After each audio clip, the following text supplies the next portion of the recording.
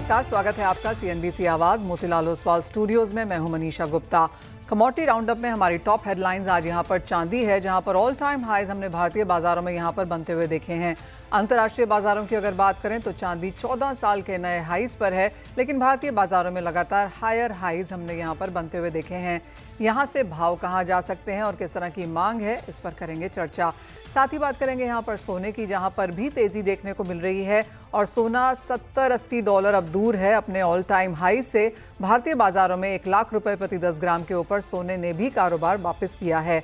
इन सब पर चर्चा करने के लिए हमारे साथ कोटक सिक्योरिटीज की एवीपी कमोडिटी रिसर्च कायनात चेनवाला हैं, अनमोल सिल्वर के सीईओ किशोर रुनवाल हैं, साथ ही गांधी एसके ज्वेलर्स के संजीव गर्ग और एमसीएक्स पर ट्रेडिंग में हुई तकनीकी गलतियों पर या खामियों पर बात करने के लिए हमारे साथ सीपीआई के प्रेसिडेंट राकेश कुमार जैन जुड़ेंगे। लेकिन सबसे पहले बात यहाँ पर चांदी की करेंगे, क्योंकि टॉप हेडलाइंस पिछले 2 दिन से हमने यहीं से आते हुए देखी है। $39 एन आउंस के आसपास के लेवल्स, और भारतीय बाजारों की अगर बात की जाए तो ये तीसरा ऐसा साल है जब चांदी ने यहाँ पर हायर हाईज बनाए हैं। आप देख सकते हैं 1,16,000 के आसपास के लेवल्स आपकी स्क्रीन पर फिलहाल यहाँ पर हैं। संजीव जी नमस्कार। सबसे पहले तो एक प्राइस पर ही सेंस लेना चाहेंगे, कैसे लगता है आपको, और दिवाली तक किस तरह के लेवल्स बन सकते हैं अब चांदी में?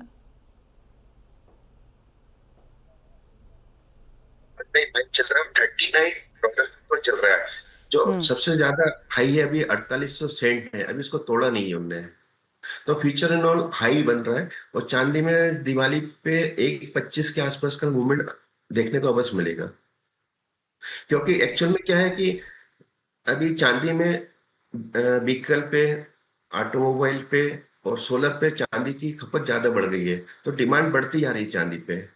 और चांदी पे कमोडिटी मार्केट में भी सेल और परचेज का ज्यादा क्रेज बढ़ता जा रहा था, सभी मूवमेंट को, प्राइस को हिट मिल रहा है।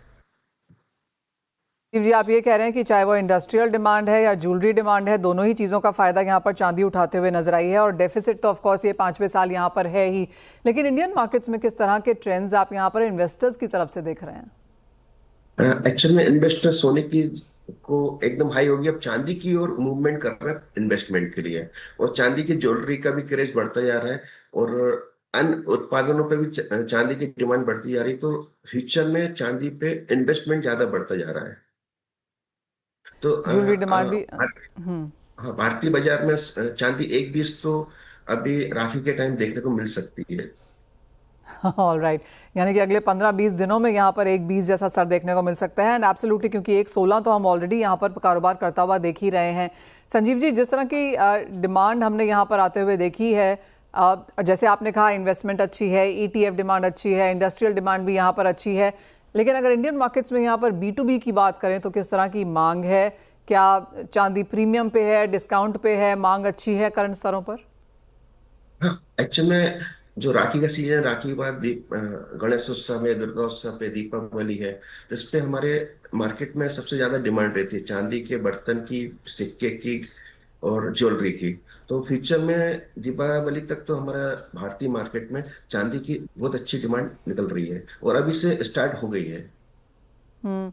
संजीव जी, अगर एक सेंस लगाना हो, एक गेस्टिमेट करना हो कि आने वाले बाकी के बचे हुए 2025 में किस तरह की चांदी की मांग निकल कर आएगी, तो क्या कुछ नंबर्स हैं जिनके साथ आप काम कर रहे हैं? जी, एक्चुअल में 50% तो चांदी की डिमांड ज्यादा बढ़ेगी इस टाइम, क्योंकि दीपावली के बाद शादी का भी त्योहार चालू हो जाएगा सीजन। इनाल अभी तो 6 महीने चांदी की डिमांड अच्छे क्रेज पे जाएगी, क्योंकि टीनेज ईयर का और चांदी पे जो विंटेज ज्वेलरी है, हेरिटेज ज्वेलरी है और इम्पोर्टेड ज्वेलरी जो आ रही है, उस पे क्रेज बढ़ता जा रहा है दिन प्रतिदिन। क्योंकि बहुत से लोगों का सोने पे बाई नहीं कर सक पा रहे हैं, तो वो चांदी की ओर ध्यान लगा रहे हैं, और चांदी की ओर पहनने का डिमांड भी बढ़ गई है। ओह वेल, एब्सोल्युटली, जहां भी जिस तरफ भी देखें यहाँ पर चांदी की डिमांड बढ़ती हुई नजर आई है, चाहे वो इंडस्ट्रियल की तरफ से है, ज्वेलरी की तरफ से है, इन्वेस्टमेंट अच्छी है, ईटीएफ के नंबर्स यहाँ पर पॉजिटिव देखने को मिले हैं। और जैसे संजीव जी हमें बता रहे हैं कि आने वाले 6 महीने में यहाँ पर 40 से 50% चांदी की डिमांड बढ़ती हुई नजर आ सकती है।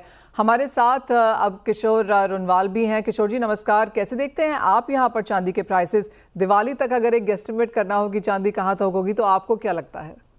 नमस्ते मनीषा जी। मुझे लगता है कि चांदी 1,40,000 के आसपास टच होनी चाहिए, क्योंकि सिल्वर का अगर गोल्ड के साथ अगर रेशियो देखें तो जो हिस्टोरिक रेशियो रह चुका है वो कम से कम 70-75% के आसपास रेशियो रहता है। मतलब अगर मैं अगर कोई ज्वेलर को 70 या 75 ग्राम चांदी देता हूं तो मुझे 1 ग्राम सोना मिलना चाहिए। ये हिस्ट्री चल रहा है इतने सालों से। तो ये एज ऑफ नाउ अगर देखें तो 90% का रेशियो चल रहा है मार्केट में। ये 70% अगर आना है तो या तो सोना गिरना चाहिए और चांदी बढ़ना चाहिए। तो सोने की जो स्पीड दिख रही है तो वो भी बहुत हाई लग रही है। तो अभी मुझे लगता है कि चांदी अभी 1,40,000 रहना चाहिए to match this ratio. Kishore ji, prices तो ऊपर यहाँ पर जाने ही वाले हैं, लेकिन क्या उसका इम्पैक्ट यहाँ पर डिमांड पे पड़ रहा है या फिर क्योंकि सोना महंगा है तो चांदी उसका फायदा उठाती रहेगी? चांदी तो फायदा उठाती रहेगी मनीषा जी, लेकिन अभी अभी आपको पता है कि 9 कैरेट ज्वेलरी का भी अप्रूवल मिल चुका है। तो दिस इज एकदम हम लोग कंपटीशन बोल सकते हैं सिल्वर ज्वेलरी के टक्कर में, क्योंकि 37.5% का प्योरिटी का अगर अप्रूवल मिलता है तो प्राइसेस काफी जहां चांदी 200-250 रुपए ग्राम बिक रही है और सोना 37 और 38 रुपीज ग्राम का अगर मिल जाता है तो एक कंपटीशन मार्केट रेडी हो चुका है। तो वो भी एक देखा जाए तो एक चैलेंज है। But silver jewellery market is doing very good. अगर इंपोर्ट्स का देखें तो already 377 tons of imports have been done in the month of June and 2,200 ton already India में आ चुका है इस साल। तो silver market is doing good. जैसे हम यहाँ पर अब फेस्टिवल सीजन में जा रहे हैं, शादियों के सीजन में भी जा रहे हैं, किस तरह की गिफ्टिंग डिमांड की एक्सपेक्टेशन आपको यहाँ से है?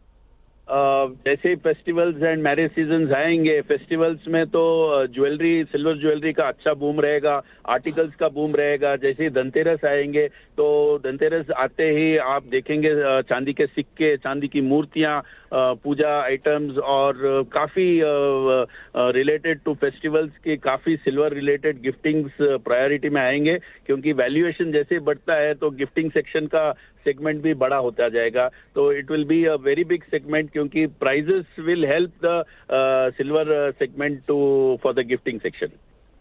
ओह वेल, एब्सोल्युटली। तो क्लियरली अच्छी खासी प्राइसेस में तेजी की एक्सपेक्टेशन है और जहां तक डिमांड है वो यहाँ पर काफ़ी सपोर्टिव नजर आती है। एक इंपॉर्टेंट पॉइंट यहाँ पर किशोर जी ने उठाया कि जो 9 कैरेट की गोल्ड ज्वेलरी है वो शायद एक कंपटीशन यहाँ पर चांदी को दे सकती है आने वाले समय में, लेकिन ऑफकोर्स वो पैटर्न किस तरह का निकल के आता है, किस तरह के नंबर्स हम बनता हुआ देखते हैं, वो अगले क्वार्टर में यहाँ पर काफ़ी क्लियर होता हुआ नजर आएगा भी। लेकिन बहुत शुक्रिया किशोर जी संजीव जी साथ जुड़ने के लिए और वो तमाम चांदी पर एक सेंस भी देने के लिए। कायनात इंडस्ट्री को तो लगता है कि चांदी के प्राइसेस यहाँ पर अच्छे खासे जाएंगे। दिवाली तक 1,25,000 1,40,000 तक की यहाँ पर बात हो रही है। फर्स्ट ऑफ ऑल आपकी क्या सेंस है, कहाँ जा रहे हैं चांदी के प्राइसेस? डेफिनेटली ये बुलिश आउटलुक पे तो मैं भी एग्री करूंगी कि काफी पॉजिटिव लग रहा है ट्रेंड आने आने वाले समय के लिए भी सिल्वर के लिए। बिकॉज जैसे डेफिसिट हम कह रहे हैं कि 4-5 साल से कंटिन्यूसली है, इंडस्ट्री डिमांड भी है। एंड अगर आप कॉमिक्स पे भी देखें तो एक वो शॉर्ट स्क्वीज का फियर अभी कंटिन्यूसली बना हुआ है मार्केट्स में कि जो पोजिशनिंग है उसको बैकअप करने के लिए उतना फिजिकल मेटल अवेलेबल है या नहीं, जिसके कारण हमने देखा था कि रिसेंटली लीज रेट्स भी काफी ज्यादा बढ़ गए थे, अबव 6% हो गए थे। वेरएज हिस्टोरिकली अगर आप देखो तो 0.5 to 1% के रेंज में वो रहते थे। सो ये सारी चीजें दिखा रही है कि ऑन ग्राउंड सिल्वर मार्केट में एक टाइटनेस है, डिमांड बढ़ती हुई नजर आ रही है। आगे आने वाले समय में भी अगर आप रिन्यूएबल एनर्जी, एआई, हर जगह सिल्वर के लिए एक नए डिमांड प्रोस्पेक्ट्स ओपन होने वाले हैं। So at a time when supply is tightening और कंटिन्यूसली डेफिसिट में है मार्केट, वहां पे हम डिमांड प्रोस्पेक्ट्स ब्राइट होते हुए देख रहे हैं। तो उसके लिए मुझे लगता है कि आउटलुक तो बुलिश ही है। Definitely 1,25,000 is something that I also see in the near term. आने वाले महीनों में वो लेवल्स हमें देखने को मिल सकते हैं। बट उसके पहले हमें देखना पड़ेगा कि ये 1,19,000 अभी जो अगर ये बुलिश ट्रेंड अगर पिकअप करता है prices, I feel right now in the near term एक छोटा पुल बैक आ भी सकता है टिल 1,13,000 लेवल्स। एंड उसके बाद अगर वो रैली कंटिन्यू होती है, बिकॉज हम एक्सपेक्ट करें कि फेड रेट कट्स भी सितंबर मीटिंग में होंगे, chances were like close to 50%, अभी वो 60% हो गए हैं। और ओवरऑल जो ट्रेड रिलेटेड भी चीजें थोड़ी सी इंप्रूव होती हुई नजर आ रही है, उसकी वजह से भी यूएस मार्केट्स को भी सपोर्ट मिल रहा है। So I think even that will be supportive for silver. So एक छोटा सा पुल बैक आने के बाद हम देख सकते हैं कि शायद 1,19,000 1,20,000 के लेवल्स भी हमें 1-2 महीने में देखने को मिल सकते हैं।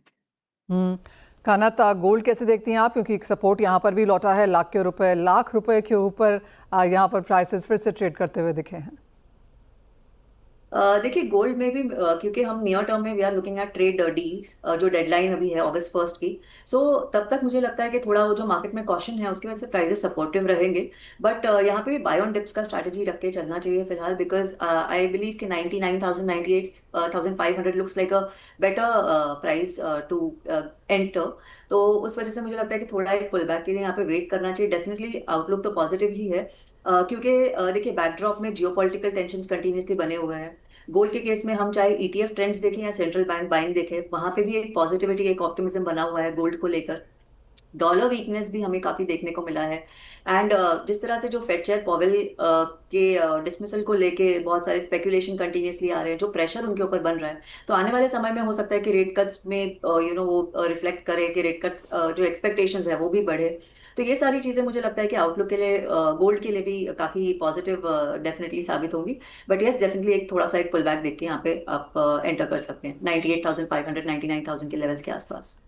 काना, जिस तरह की तेजी हमने यहाँ पर मेटल्स में आते हुए देखी है, यहाँ पर क्या सेंस है, क्योंकि कॉपर, एल्यूमिनियम, जिंक, निकल, स्टील, आयरन और सभी कुछ इन द पॉजिटिव है, मैक्रो डेटा सपोर्टिव है। चाइना जिस तरह से यहाँ पर स्पेंड कर रहा है ऑटो स्पेस, इंफ्रास्ट्रक्चर पे, इक्विपमेंट पे, उसका फायदा यहाँ पर मेटल्स ने उठाया है। यहाँ से अब क्या स्ट्रैटेजी होनी चाहिए? देखिए मेटल्स में अभी हमने देखा है, जैसे कॉपर प्राइसेस स्टार्ट में जब भी टैरिफ का अनाउंस हुआ था डेडलाइन, उस टाइम पे हमने एक पुल बैक देखा था, बिकॉज मार्केट में फ्लोज स्टेबलाइज हो रहे थे। जो एलएमई टू कॉमेक्स फ्लोज है वो स्लो हो गए, एंड एलएमई पे इन्वेंट्री का इंक्रीज हुआ, जिसकी वजह से प्राइस प्रेशर में आ गए थे। बट हमने रिसेंटली वही देखा है कि जो चाइना पॉलिट ब्यूरो मीटिंग भी अभी आने वाली है एंड जुलाई में, उससे भी मार्केट्स को थोड़े एक्सपेक्टेशंस हैं कि वो एक डोमेस्टिक कंजम्पशन, बिकॉज हम कंटिन्यूसली देख रहे हैं कि चाइना में डिफ्लेशन बना हुआ है, तो उनको डोमेस्टिक डिमांड को बूस्ट करने की बहुत जरूरत है, and specially in the face of tariffs, जहां पे आप एक यूएस टैरिफ की वजह से भी डिमांड पे थोड़ा सा हिट आ सकता है। उस समय थोड़ा सा मार्केट्स आर एक्सपेक्टिंग कि चाइना विल अनाउंस समथिंग जो डोमेस्टिक डिमांड को बूस्ट करे। एक वो सपोर्टिव है। सेकेंड थिंग इज लाइक कि जो ट्रेड डील्स को लेके थोड़ा ऑप्टिमिज्म, बिकॉज जैसे अभी यूएस ट्रेड सेक्रेटरी है स्कॉट बेसेंट, उन्होंने भी कहा है कि जो यूएस और चाइना की ट्रेड नेगोशिएशंस है, it might extend beyond the August 12 deadline, which indicates कि नेगोशिएशंस पॉजिटिव साइड पे है, एंड कोई ऐसे ट्रेड वॉर कंसर्न्स अभी नहीं है। यूएस जापान के एंड से भी वो टेंशंस ईज हो गए हैं। सो ओवरऑल डेफिनेटली थोड़ा सा ऑप्टिमिज्म है, बट आई फील कि अभी ये जो रैली हुई है उसके बाद हम थोड़ा सा कंसोलिडेशन देख सकते हैं मेटल्स के स्पेस में। थोड़ा सा एक पुल बैक भी आ सकता है इन metal prices also. Probably copper के केस में हम 890 टू 890 लेवल्स हमें ये देखने को मिल सकते हैं, बिकॉज देखिए पॉलिट ब्यूरो मीटिंग से एक्सपेक्टेशंस काफी है, but how much do they deliver is what markets will need to. तो थोड़ा उसके पहले वो कॉशन डेफिनेटली रहेगा मार्केट्स में। सो आई फील थोड़ा कंसोलिडेशन मेटल स्पेस में भी आ सकता है for all the metals, copper, एली, जिंक। जी हाँ, अच्छी खासी तेजी यहाँ पर देखने को मिली है। अगर आप मंथ ऑन मंथ एनवाईटीडी भी नंबर्स देखें तो वो कन्वर्ट हुए हैं इन द पॉजिटिविटी, लेकिन जैसे कायनात हमें कह रही हैं कि कुछ कंसोलिडेशन यहाँ पर आना इंपॉर्टेंट है। वो मंथली चार्ट्स ऑफ कोर्स उन सारे मेटल्स के आपकी स्क्रीन्स पर। कायनात, बहुत शुक्रिया साथ जुड़ने के लिए। एक बाय स्ट्रैटेजी ऑफ कोर्स यहाँ पर प्रेशियस मेटल्स में है, लेकिन इंडस्ट्रियल मेटल्स में कंसोलिडेशन का व्यू भरता हुआ। नमस्कार, और आपको बता दें कि तकनीकी खराबी की वजह से एमसीएक्स पर आज करीब 1.25 घंटे देरी से कारोबार शुरू हो पाया। इस पर और अधिक जानकारी के लिए हमारे साथ सीपीआई के प्रेसिडेंट राकेश कुमार जैन हैं। राकेश जी नमस्कार। आज तो ऑफ कोर्स देरी से हुआ ही, और हमने एमसीएक्स की तरफ से वो एक रिलीज भी यहाँ पर आता हुआ देखा जो कहता है कि तकनीकी दिक्कत थी, फाइल्स शेयर नहीं हो पा रही थी और इसके लिए यहाँ पर देरी हुई। लेकिन काफ़ी सारे ब्रोकर्स हमें ये भी बताते हैं कि ये पिछले कई दिनों से चला आ रहा है, जहाँ पर फाइल्स शायद देरी से आती हैं, कभी अकाउंट्स मिसमैच दिखाते हैं। किस तरह की बातचीत आपकी है as an association with the exchange? नमस्कार मनीषा जी। प्रॉब्लम तो है थोड़ा एमसीएक्स में। क्या है, सुबह आज 8:45 पे हम लोग लॉग इन हो गए थे, उसके बाद 9:05 पे लॉग आउट हो गए, फिर 10:17 पे दोबारा से चालू हुआ और अब ठीक चल रहा है। बट थोड़ा फाइलें लेट आ रही हैं, ये भी बात सही है। थोड़ा सा कई रोज से पिछले कई दिनों से इश्यूज हैं, बट हम लोग एमसीएक्स मैनेजमेंट के साथ कंटिन्यूअसली टच में हैं और बातचीत कर रहे हैं। और हमने एमडी से उनके एक मीटिंग भी मांगी है, शायद मोस्ट प्रोबेबली शाम तक या कल सुबह तक हमारी उनके साथ एक मीटिंग भी होएगी, जिसमें हम डिटेल में डिस्कशन करेंगे और कोशिश करेंगे कि भाई ये प्रॉब्लम दोबारा ना हो और इनका कोई ना कोई एक सुटेबल सोल्यूशन मिले। राकेश, जैसे आप कह रहे हैं कि आप एक मीटिंग करेंगे यहाँ पर एक्सचेंज के साथ, तो क्या कुछ यहाँ पर एजेंडा है? खाली इन ग्लिचेस को लेकर है या कुछ और भी कॉन्वर्सेशन है? एक डिटेल्ड एजेंडा क्या यहाँ अभी तो मनीषा जी ये ग्लिचेस को लेके ही है, क्योंकि सारे मेंबर्स इसी बात से परेशान हैं, पिछले काफी दिनों से चल रहा है। छोटा मोटा इशू था, आज थोड़ा लॉगिन का बड़ा इशू रहा है। बट मेरे को लगता है कि हम एक्सचेंज के साथ बात करके कोई ना कोई सोल्यूशन इसका निकाल लेंगे। राकेश जी, जिस तरह से हमने आज यहाँ पर इसे होता हुआ देखा और 98% जो मार्केट का शेयर है कमोडिटी मार्केट्स का वो यहाँ पर एमसीएक्स की तरफ से आता है। अगर घंटा सवा घंटा इस तरह से ट्रेडिंग जैसे आज हमने यहाँ पर डिले होती हुई देखी, क्या as a problem, as a concern आप इसे फार एंड फ्यू देखते हैं या फिर आपको लगता है कि एक दिक्कत यहाँ पर आ सकती है? मनीषा जी देखिए, अगर ट्रेडिंग हॉल्ट होती है तो दिक्कत तो आती ही है, क्योंकि ब्रोकर्स की पोजीशनें खड़ी होती हैं, क्लाइंटों की पोजीशनें खड़ी होती हैं, और जितनी भी कमोडिटीज हैं ये सब इंटरनेशनल कमोडिटीज हैं। तो इंटरनेशनल मार्केटें खुली होती हैं तो प्राइस ऊपर नीचे हो जाता है और क्लाइंट अपनी पोजीशन को स्क्वायर अप नहीं कर पाता। तो इस कारण से दिक्कत तो होती है, वॉल्यूम्स भी घटते हैं। तो इसलिए इस पे ध्यान देना तो बहुत ज़्यादा जरूरी है और ये ठीक तो होना ही चाहिए। राकेश जी, एक और चीज़ हमने यहाँ पर कुछ ब्रोकर्स की तरफ से आते हुए देखी और ये वाया ट्वीट्स था कि एमसीएक्स कारोबार नहीं कर रहा तो आप एनएससी में जाके यहाँ पर कारोबार कर सकते हैं। क्या ये इतना आसान है? क्योंकि जैसे हमने बात की कि 98% शेयर यहाँ पर एमसीएक्स पे है, तो just jumping on another exchange या फिर ऐसे कारोबार को उठा के कहीं और लेके जाना, क्या ये इतना आसान है? इतना आसान तो नहीं है मनीषा जी, क्योंकि दोनों एक्सचेंजेस के कॉन्ट्रैक्ट डिफरेंट कॉन्ट्रैक्ट होते हैं और मार्जिनिंग अलग होता है और क्लियरिंग हाउस अलग हैं। इतना आसान नहीं है, लेकिन ये जरूर सुनने में आया कि कुछ ब्रोकर्स ने ये सजेस्ट जरूर किया अपने क्लाइंटों को कि भाई अगर आप वहाँ नहीं कर पा रहे हैं तो आप एनएससी में काम कर सकते हैं। राकेश जी, कुछ कंसर्न लगती है आपको आज जिस तरह से हमने यहाँ पर ग्लिच आता हुआ देखा, या फिर आपको लगता है जिस तरह का भरोसा या जिस तरह का ट्रेडिंग वॉल्यूम्स, पार्टिसिपेशन यहाँ पर एक्सचेंज पे है, कोई बहुत बड़ी दिक्कत यहाँ पर आगे बनती हुई नजर नहीं आएगी? मनीषा जी दिक्कत होनी तो नहीं चाहिए। देखिए एक्सचेंज बहुत पुराना है और बहुत अच्छे से वर्क करता रहा है। अभी लेटली थोड़ा प्रॉब्लम ज़्यादा आ रही है, और जब से ये टीसीएस पे शिफ्ट हुआ उसके बाद से प्रॉब्लम थोड़ा बढ़ी है। बट मेरे को लगता है कि भी हम एमसीएक्स के साथ बात करके और वो कोशिश करके कुछ ना कुछ सोल्यूशन निकल के आएगा जरूर। ऑलराइट, ये तो बात ऑफ कोर्स आज के यहाँ पर ग्लिच की हुई, लेकिन क्योंकि राकेश जी आप हमारे साथ यहाँ पर मौजूद हैं, इलेक्ट्रिसिटी फ्यूचर्स को लेकर आपकी क्या सेंस है? बिकॉज हमने एमसीएक्स पे इसको लॉन्च होते हुए देखा, एनएससी पे भी लॉन्च होता हुआ देखा, और जिस तरह का पुश यहाँ पर एक्सचेंजेस की तरफ से है, किस तरह से आप वन प्रोडक्ट को यहाँ पर देखते हैं? एक अच्छी खासी नई पहल है, बिकॉज इलेक्ट्रिसिटी इंडिया के लिए बहुत इंपॉर्टेंट है, आगे जाकर सबसे मोस्ट ग्रोइंग एसेट क्लास भी यहाँ पर बन सकता है, तो बहुत टाइमली है। एज ऑफ नाउ किस तरह का पार्टिसिपेशन है और आप एज एन एसोसिएशन कैसे पुश कर रहे हैं इसके लिए? बिल्कुल मनीषा जी, आपने बिल्कुल ठीक कहा। ये बहुत ही इम्पोर्टेंट कमोडिटी है और इंडिया में और बहुत यूज होती है लगातार। और मैं समझता हूँ ये बहुत अच्छा कॉन्ट्रैक्ट है जो लॉन्च हुआ है एमसीएक्स में और एनएससी में। इसमें काम निकलेगा और ये बड़ी यूनिक कमोडिटी है, क्योंकि ये लाइफ लाइन है हमारी कंट्री की इंडस्ट्री की। और थोड़ा unique in the sense also कि भी इसको स्टोर नहीं किया जा सकता। इसको जितना प्रोड्यूस होता है और उतना ही उसमें हमें कंज्यूम करना होता है, जिसकी वजह से इसमें वोलेटिलिटी प्राइसेज में ज़्यादा रहती है। और उस वोलेटिलिटी को कंट्रोल करने के लिए जो फ्यूचर लॉन्च हुआ है ये बहुत ही पॉजिटिव मूव है दोनों एक्सचेंजेस का, और मैं समझता हूँ कि इसमें काम जरूर निकलेगा। राकेश जी, काफ़ी कुछ यहाँ पर कमोडिटीज़ में हमने होता हुआ देखा है, वॉल्यूम्स बेटर हुई हैं, फ्यूचर्स अच्छा कर ही रहे थे, ऑप्शंस में एक स्ट्रॉन्ग पिकअप यहाँ पर आता हुआ देखा है, और एमसीएक्स तो स्ट्रॉन्ग है ही, और साथ में अभी एनएससी की तरफ से हमने काफ़ी स्ट्रॉन्ग इंटरेस्ट यहाँ पर बनता हुआ देखा भी है। ओवरऑल एज सीपीएआई अब आपका ध्यान किस तरफ है? क्या कुछ आपके एजेंडा पे है? क्या कॉन्वर्सेशंस हैं?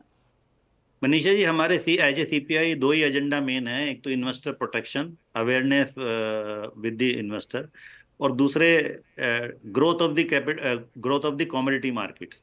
और मैं समझता हूँ हमारे जो ऑनरेबल चेयरमैन ऑफ सेबी हैं उनका भी बड़ा क्लियर मैंडेट है कि भाई जो आपकी कमोडिटी है उसके अंदर ग्रोथ होनी चाहिए और इन्वेस्टर प्रोटेक्शन पूरी तरह से होना चाहिए। अवेयरनेस क्रिएट करनी चाहिए, लोगों को एजुकेट करना चाहिए, जिससे कि लोग जितने भी ये फ्रॉड आजकल चल रहे हैं, कोई वेबसाइट बना लेता है, कुछ कुछ कर लेता है, उससे वो पैसा लूज ना कर पाए और कमोडिटी मार्केट डेवलप हो। इस पे पूरा ध्यान दिया जा रहा है और सेबी बहुत पॉजिटिव है, और मैं समझता हूँ कि आने वाला वक्त कमोडिटी मार्केट के लिए बहुत अच्छा है। एक नया प्रोडक्ट तो हमने यहाँ पर आता हुआ देखा ही राकेश जी, लेकिन कुछ और कमोडिटीज हैं जिनकी एक्सपेक्टेशन बाजार यहाँ पर कर सकता है अब। मैम है बहुत आपको सारी लगता है commodity- मार्केट्स राकेश जी, आपको लगता है मार्केट्स अब मैच्योर हो चुके हैं, ज्यादा पार्टिसिपेशन, बेटर पार्टिसिपेशन, थोड़ा सा और खोला जा सकता है अब ये बाजार? बिल्कुल खोला जा सकता है मनीषा जी, क्योंकि कमोडिटी तो बहुत बड़ी मार्केट्स हैं। आप देखेंगे इंडिया में तो अभी बहुत बहुत डेवलपमेंट की गुंजाइश है, बहुत छोटा मार्केट है। अगर आप इसको फॉरेन कंट्रीज से कंपेयर करेंगे तो वहाँ पे इक्विटी से 10-10 गुना बड़ी कमोडिटी मार्केट है, जबकि हमारे यहाँ बहुत छोटी है। तो इसमें डेवलपमेंट की बहुत, ग्रोथ की बहुत गुंजाइश है। और मैं समझता हूँ कि आने वाले वक्त में कमोडिटी में ग्रोथ आएगी, नए कॉन्ट्रैक्ट्स भी आएंगे और काफी काम बढ़ेगा और लोग भी जुड़ेंगे।